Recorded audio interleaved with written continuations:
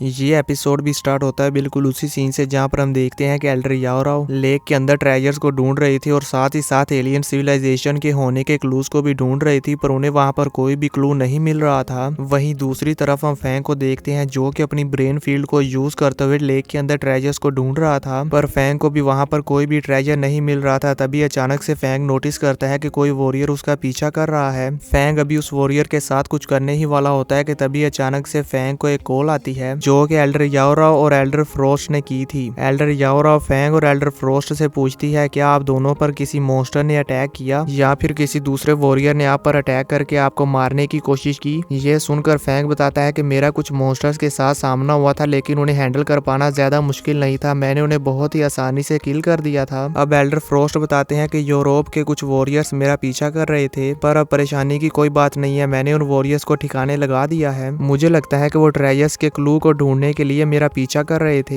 Elder frost की ये बात सुनकर एल्डर याओराव कहती है इससे कोई फर्क नहीं पड़ता। वहीं दूसरी तरफ हम फैंग को देखते हैं जो कि मिस्टर फ्रोस्ट की ये बात सुनकर सोच में पड़ जाता है कि ये जो वॉरियर्स मेरा पीछा कर रहे हैं ये भी कहीं इसी वजह से तो नहीं कर रहे कि जैसे ही मुझे कोई ट्रेजर मिलेगा तो ये मुझ पर अटैक करके मुझसे उसे छीन लेंगे। फैंग अभी ये सोच ही रहा होता है कि तभी एल्डर याओराव कहती हैं चलो अब हम डिटेक्शन डाटा को चेक करते हैं कि हमने कितने एरिया को एक्सप्लोर कर लिया है। और ये कहने के बाद एल्डर याओराव फैंग मिस्टर फ्रोस्ट और अपना डाटा चेक करने लगती है कि उन्होंने कितनी लेक को एक्सप्लोर कर लिया है। जैसे ही एल्डर याओराव डिटेक्ट किए हुए डाटा को देखती है तो वो ये देखकर काफी हैरान हो जाती हैं क्योंकि लेक के इस एरिया को 31% एल्डर याओराव ने एक्सप्लोर किया था और 41% एल्डर फ्रोस्ट ने, और वहीं दूसरी तरफ फैंग ने 81% लेक के एरिया को एक्सप्लोर किया था, जो देखकर एल्डर फ्रोस्ट भी काफी हैरान हो जाते हैं। वो ये देखकर हैरान इसलिए हो गए थे क्योंकि ये तीनों एक ही साथ लेक के अंदर आए थे और इन तीनों ने एक साथ मिलकर लेक के अंदर एक्सप्लोरेशन स्टार्ट की थी। लेकिन एल्डर याओराव और एल्डर फ्रोस्ट के कंपैरिजन में फैंग ने 50% ज्यादा एरिया को एक्सप्लोर किया है, इसीलिए एल्डर याओराव इस डाटा को देखकर शॉक हो गए थे। अब हम एल्डर याओराव को देखते हैं और वो भी ये देखकर काफी शॉक हो गई थी और वो कहती हैं कि फैंग ने 80% एरिया को एक्सप्लोर कर लिया है। जिसके बाद हम एल्डर फ्रोस्ट को देखते हैं जो कि फैंग की इंप्रूवमेंट को देखकर काफी खुश हो गए थे और अपने मन में सोचते हैं किसी भी star traveller level mental master warrior की एक्सप्लोरेशन एबिलिटी बहुत ही ज्यादा स्ट्रॉन्गेस्ट और बहुत ही ज्यादा फास्ट होती है। वॉरियर ये सेट की फास्ट एक्सप्लोरेशन एबिलिटी के बाद फैंग इस वर्ल्ड का सेकंड सबसे फास्ट एक्सप्लोरेशन करने वाला वॉरियर बन गया है और साथ ही साथ अब फैंग की मेंटल स्ट्रेंथ भी काफी ज्यादा बढ़ गई है। पिछली बार जब फर्स्ट टाइम फैंग इस मिस्ट आइलैंड पर आया था तो ये इस आइलैंड पर घनी फॉग की वजह से ट्री स्पिरिट्स और प्लांट्स को भी रिकॉग्नाइज नहीं कर पा रहा था और इसके लिए ट्री स्पिरिट्स के अटैक से बच पाना भी काफी ज्यादा मुश्किल हो रहा था। लेकिन अब सिचुएशन पूरी तरह से बदल गई है। व्यू चेंज होता और हम फैंग को देखते हैं। फैंग एल्डर फ्रोस्ट से कहता है ब्रदर फ्रोस्ट आपको यूरोप साइड से बुली किया जा रहा था, पर अब आपने उनसे पीछा छुड़ा लिया है, लेकिन अभी भी हमें आगे बढ़ते हुए आपकी स्पेशल डिटेक्शन एबिलिटी की जरूरत है ताकि अगर कोई वॉरियर फिर से हमारा पीछा करे तो हम उससे निपट सके। फैंग की ये बात सुनकर एल्डर याओराव कहती है ये सब तो ठीक है, लेकिन क्या तुम दोनों को कुछ मिला, यानी कि कोई ट्रेजर या फिर एलियन सिविलाइजेशन के होने का कोई क्लू मिला। फैंग कहता है नहीं, मुझे कोई भी ट्रेजर नहीं मिला और कोई क्लू भी नहीं मिला। एल्डर फ्रोस्ट भी कहते हैं बिल्कुल फैंग की तरह मुझे भी कुछ नहीं मिला। ये सुनकर एल्डर याओराव लेक के मैप को देखते हुए कहती है कि हम तीनों ने मिलकर इस पूरी लेक के 95% एरिया को एक्सप्लोर कर लिया है, लेकिन अभी तक हम तीनों को कुछ भी नहीं मिला। हमने पूरी लेक को छान मारा, लेकिन यहाँ पर हमें कोई भी ट्रेजर और कोई भी एलियन सिविलाइजेशन का क्लू क्यों नहीं मिल रहा। ये सुनकर एल्डर फ्रोस्ट कहते हैं ये भी हो सकता है कि यहाँ पर कोई ट्रेजर हो ही ना। तो एल्डर याओराव कहती हैं तुम्हें क्या लगता है कि ट्रेजर कहाँ पर हो सकता है। एल्डर फ्रोस्ट कहते हैं एक जगह ऐसी है जहाँ पर हम अभी तक नहीं गए और उसे किसी ने भी एक्सप्लोर नहीं किया। ये सुनकर एल्डर याओराव और फैंग दोनों ही शॉक हो जाते हैं और उन्हें समझ आ जाता है कि एल्डर फ्रोस्ट किस जगह की बात कर रहे हैं। जिसके बाद ये तीनों बहुत ही ज्यादा स्पीड के साथ उस लेक से बाहर आ जाते हैं और लेक के ऊपर इकट्ठा हो जाते हैं। तो ये देखकर एल्डर याओराव कहती हैं ऐसा लगता है कि हमने लेक के पूरे एरिया को एक्सप्लोर कर लिया, लेकिन इस मिस्ट आइलैंड को अभी तक एक्सप्लोर नहीं किया, मैं तो इसके बारे में भूल ही गई थी। तभी एल्डर फ्रोस्ट कहते हैं हमेशा की तरह हम तीनों अलग अलग जाएंगे, और ये कहते साथ ही एल्डर फ्रोस्ट, एल्डर याओराव और फैंग तीनों ही मिस्ट आइलैंड की तरफ चले जाते हैं। इन तीनों के जाते ही हम देखते हैं कि वहाँ लेक में से एक वॉरियर बाहर आता है और ये वॉरियर वही है जो कि पानी के अंदर फैंग का पीछा कर रहा था, और इसे देखने से तो ऐसा ही लगता है कि आज ये फैंग का पीछा नहीं छोड़ने वाला। अब ये वॉरियर यहाँ से एल्डर याओराव, एल्डर फ्रोस्ट और फैंग को जाते हुए देखकर अपने किसी दूसरे दोस्त को मैसेज कर देता है और फिर फैंग के पीछे जाने लगता है। व्यू चेंज होता और हम फैंग को देखते हैं जो कि बहुत ही ज्यादा स्पीड के साथ उस मिस्ट आइलैंड की तरफ जा रहा था, तभी अचानक से वो अपनी हेवनली फॉरबिडन शटल के फर्स्ट अटैक को यूज करता है और बहुत ही ज्यादा स्पीड के साथ मिस्ट आइलैंड के ग्राउंड पर अटैक करके उसके अंदर ड्रिल करते हुए नीचे जाने लगता है। फैंग ऐसा इसलिए कर रहा है क्योंकि फैंग को इस बारे में मालूम है कि इस मिस्ट आइलैंड के नीचे अंडरग्राउंड में एक जगह है जहां पर काफी सारे ट्रेजर्स हो सकते हैं, और इस जगह के बारे में फैंग को इसलिए मालूम है क्योंकि लास्ट टाइम फैंग इस मिस्ट आइलैंड पर ट्री स्पिरिट्स के अटैक से बचने के लिए जमीन में ड्रिल करते हुए नीचे उस अंडरग्राउंड जगह पर गया था। अब हम देखते हैं कि फैंग बहुत ही ज्यादा स्पीड के साथ जमीन में ड्रिल करता हुआ अंडरग्राउंड जा रहा था, और यहीं नीचे जाते हुए फैंग सोचता है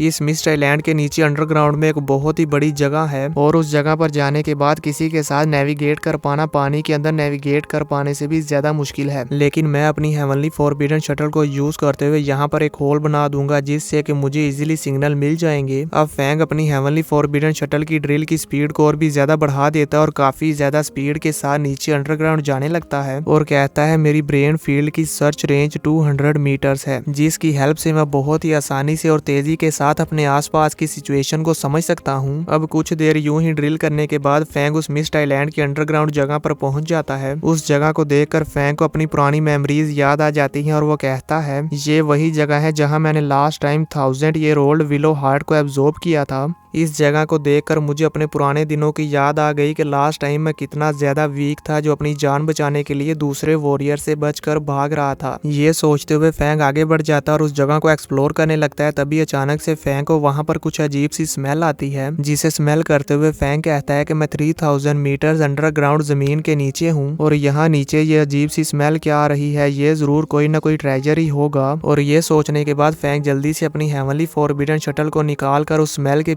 पीछे उस जगह पर जाने लगता है। अब कुछ देर यूं ही उस स्मेल का पीछा करते करते आखिरकार फैंग उस जगह पर पहुंच ही जाता है। वहां पर पहुंचते ही फैंग देखता है कि बहुत सारे वाटर मॉन्स्टर्स एक जगह पर इकट्ठा हो रहे हैं। तभी वहां पर फैंग को एक ट्रेजर भी नजर आता है, जिसे देखकर फैंग काफी हैरान हो जाता है और उसे भी समझ आ जाता है कि ये मॉन्स्टर्स यहाँ पर क्यों इकट्ठा हो रहे हैं। दोस्तों, अगर आपको नहीं मालूम तो मैं आपको बता दूं, इस ट्रेजर का नाम है फ्लोटिंग व्हाइट क्रिस्टल।